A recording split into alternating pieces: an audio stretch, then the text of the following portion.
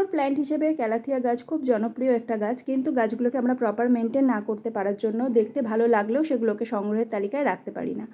এর ফার্স্ট ব্যাপারটা কি বলো তো, সাইডগুলো পুড়ে যায়। কেন সাইডগুলো পুড়ে যায়? প্রথম গল্প হচ্ছে কি, আমাদের মিডিয়াটা ঠিকমতো তৈরি করতে হবে। মিডিয়া ঠিক হলেই গাছটা সুস্থ থাকবে।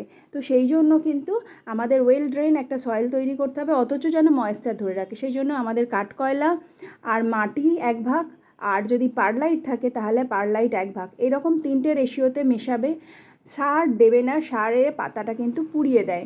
সেই জন্য এই গাছ কিন্তু ন্যাচারাল মাটিটাই বেশি ভালো থাকে। আমার গাছ কিন্তু খুব হেলদি আছে। তার সাথে যেটা, একদম শুকোতে দেবে না। ওভার ওয়াটারিং নয়, তা বলে কিন্তু একদম যে ড্রাই হয়ে যাবে এরকম করলে কিন্তু পাতাটা নষ্ট হয়ে যাবে।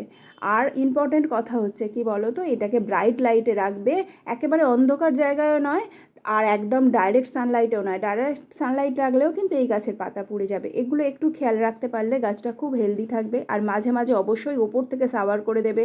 যখন তোমার মনে হবে যে পাতার নিচে পাতাতে মানে গাছেতে জল আছে, তখন কি করবে, পাতাটাকে অন্তত মুছে দেবে, পরিষ্কার করে দেবে।